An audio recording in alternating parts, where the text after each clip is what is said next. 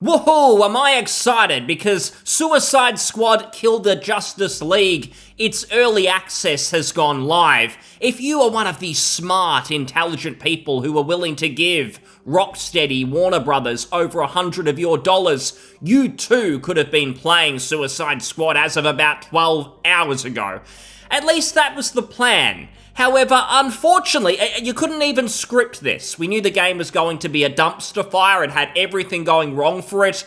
Within moments, minutes of launching, Rocksteady had to shut the servers down. No one could play. And they say here in their tweet, we're aware that a number of players are currently experiencing an issue whereby upon logging onto the game for the first time, they have full story completion. Now, the question there is, was this a glitch? Or did some hero at Rocksteady see the writing on the wall and decide, you know what, this game, I'm ashamed of it, it is garbage. How about I just code something in that takes people from the start of the game, skips all the terrible content, and takes players to the end credits? If that's what happened, I can understand their mindset. It continues here, to resolve the issue, we will be performing maintenance on the game's servers.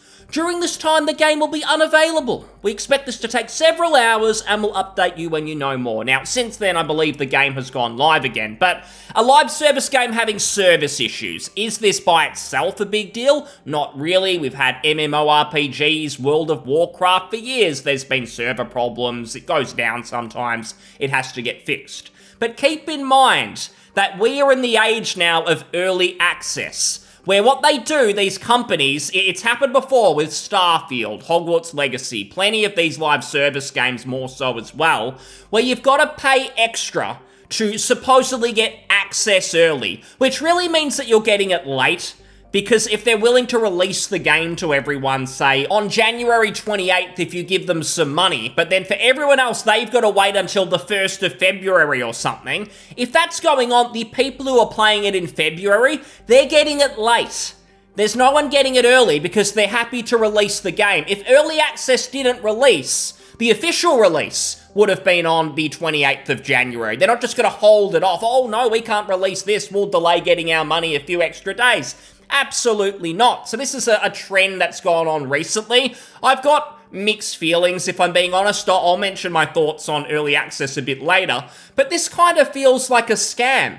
Because, and you can feel how you want to feel about these people. I mean, they were willing to spend over $100 on a Warner Brothers product, on a game that looked totally garbage. There was nothing redeeming about Suicide Squad. It's the sort of game you almost want to hate. I've got to be honest about that. I kind of like seeing these live services fail because they just tank the industry. Rocksteady, they used to be quite a good developer. The Arkham games, they're quite nice to play. Arkham City, I think it's one of the better open world titles from that whole Xbox 360 Ubisoft era where everything has to be an open world. I thought Arkham City did a better job, but now they've made this. And no matter what they say, it is just so obvious that corporate suits made them make a live service. This started development around the time of Fortnite's popping off, all those sorts of games, and they wanted to get in on it. They hadn't seen the writing on the wall yet because the Avengers obviously failed. They started development on this before then,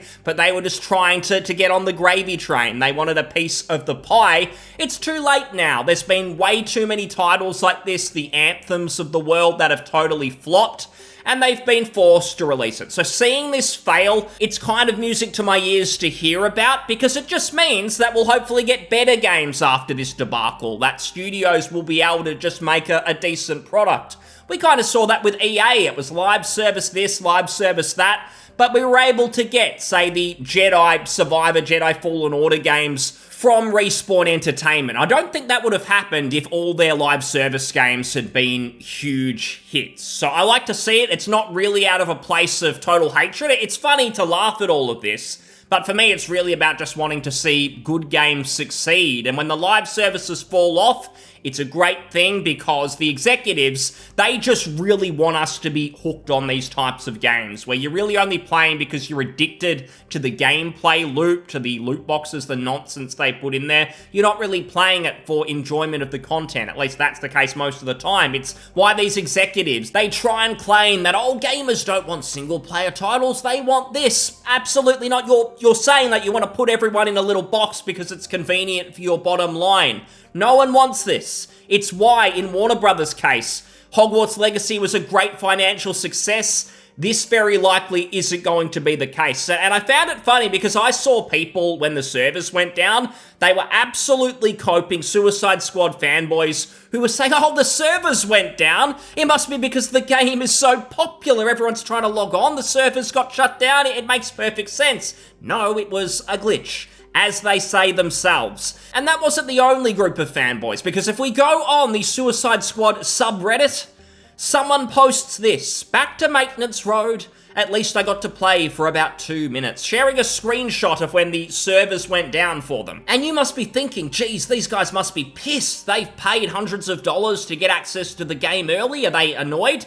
No, they're still absolutely coping for the most part, and that's kind of what I mean. This feels like a scam because you've paid the extra money. Even if you've got no sympathy for these people, they have paid to get 3-4 days, whatever it is, early access. I admit I've done it before. I've been stupid. I did it for Starfield. I played it early. Oh, I'm into Bethesda's next masterpiece, and we saw how that turned out. But at least I can play that to some extent. These guys spent extra money, and they don't get anything because when the game officially comes out, that's when the benefit is over. You've paid whatever it is, $20, $30 extra, specifically to get those extra 3 days. So if you can't play, then you've basically paid them for nothing. Now again, no one's probably got sympathy for these people when it's Suicide Squad. If you're dumb enough to buy this game, if you're buying the early access, that is on you. Many people would think that.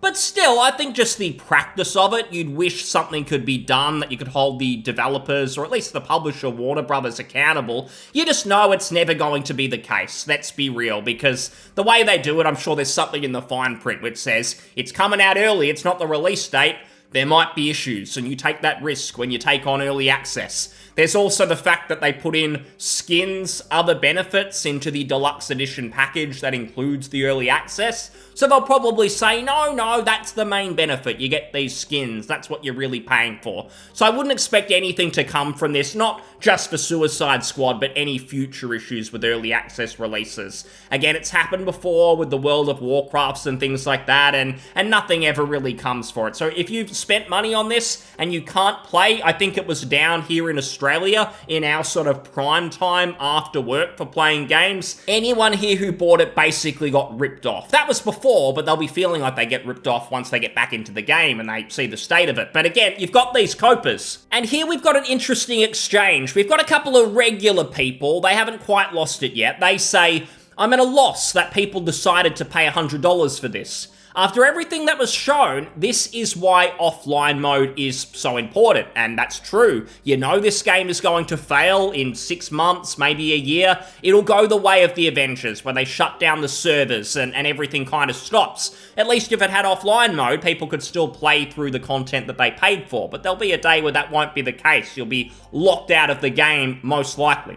And then someone says, I'm at a loss at the fact that they're still defending this pile of garbage and somehow actually happy about this. They're somehow making this a positive in their mind. He's not lying. There are people who are saying it's good that the servers went down and this issue was run into. It's mainly selfish people who are like, oh, if Australians and New Zealanders have run into this, they can't play it. At least when it's a good time for gaming for me, it'll all be fixed. So they're like the beta testers. I'm the smart person, even though I wasted $100 as well. But then someone says this, I gladly paid $100.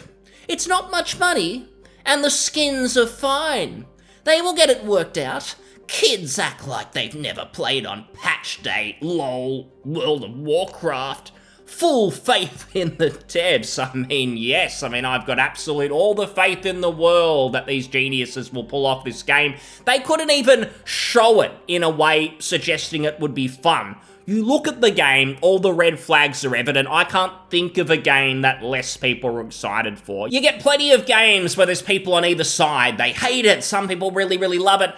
This game was it was almost indifference in that people took one glance at it and went, this is generic shite, I'm never going near this. But you still got the odd person like this. They are absolutely all in on Suicide Squad. Good on them. And this continues. Someone asks, why didn't the reviews mention these issues? Well, the reviewers were sadly unable to because Warner Brothers blocked them. They weren't willing to give proper review copies turn on the servers so that people could get a look in before the game came out. And that's another reason for this early access, I think. It's another way to maybe delay the reviews until the last day of early access or something, and they've already got everyone's pre-order money to jump straight into it. So this is gonna keep going on because most companies, they don't like reviews unless they're really certain it's going to be critically acclaimed. They're scared of reviews. Sometimes it's even internal. Remember Redfall, where supposedly internal Microsoft reviewers or people inspecting the game, they were telling Phil Spencer, oh, this is like a 7, an 8 out of 10, and they were deluded, or they were probably scared of being fired. They thought, oh, big bad Phil, if I say that this Redfall game's a 4 or 5 out of 10, he's gonna have me out on my ass. So I'll pretend it's better than it is. Yes, boss, I'll tell you what you want to hear. That's what's just gonna go on. So the reviewers were not able to look at this game. I think IGN's probably been blacklisted by Warner Brothers for giving a bad preview. They're just not going to allow it. You're not going to know if the game's bad. You've got to trust yourself. Use your eyes. Look at the footage they're showing you, like with Suicide Squad, and you'll see it's garbage. Most people were not fooled. And then you get people who are just utterly deluded. So someone says it's fitting for people who threw $100 at them without even thinking about it. Why pay extra to play ASAP when you can't even access it ASAP? The servers are down. And then someone comes in, I commented this on another post, but with the $100 pre-order, you get the battle pass, which was easily going to run $10, $15, and the game was $70, so $15 for a pack of skins and early access, that isn't a super shitty deal for those who can afford it. Can you not afford to spend $100+ on Suicide Squad? What are you doing with your life? You can't even pay for this. You don't see the 800% value? Shame on you. Especially if you already intended on grinding the game like I did. This seems to be the unpopular opinion, but it's mine, I suppose. So this is the mindset of Suicide Squad enjoyers. The game is unplayable. They shut them down within 2 minutes, but you've got to tell yourself something. No, it's not all going wrong. Everything's fine. It's all part of the plan. Come on. And this continues. There's a strange thread here where someone says, IGN beef aside, it really sucks that we ain't getting early reviews from any outlet. I want to buy the game. I mean, it sounds odd because it seems like no matter what the reviews say, you're probably going to buy it. You seem desperate to start spending your money, so nothing's stopping you.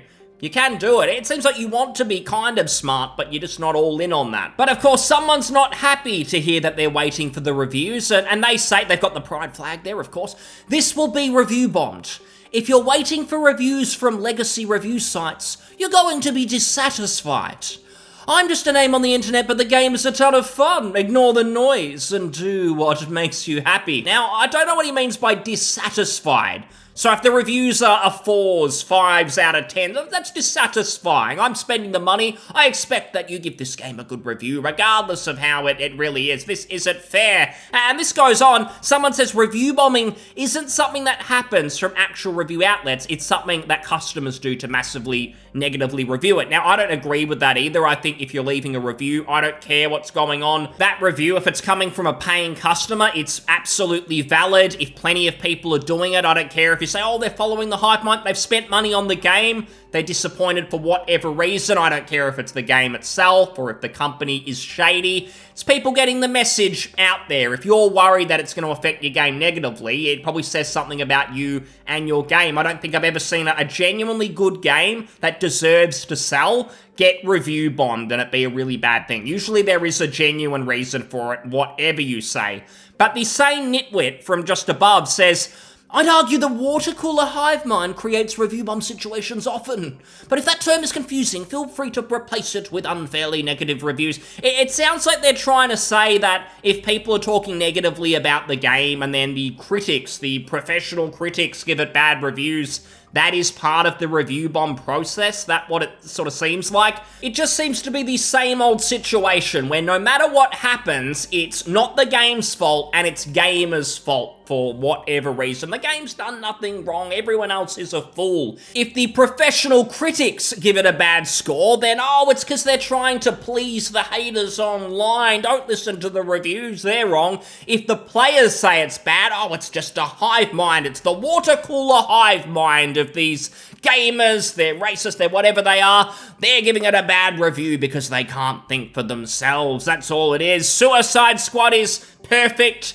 They failed to stick the landing. Who could have predicted that? And all I want to see is more of this debacle. I want to see the game continue to fail, and out of the ashes, we see more and more good single players again. Because for the longest time, they've tried to tell us this is gaming, this is the future, single player is dead. But the last 18, 24 months have shown us not the case. The single player games are selling. Most of these turn out to be trash piles. So great news to me. Again, it's not really from a place of hate. I just want to see more single player games succeed. And this will help that. I'm sure of it. So thanks so much for listening. I'll see you on the next one. Cheers. Bye.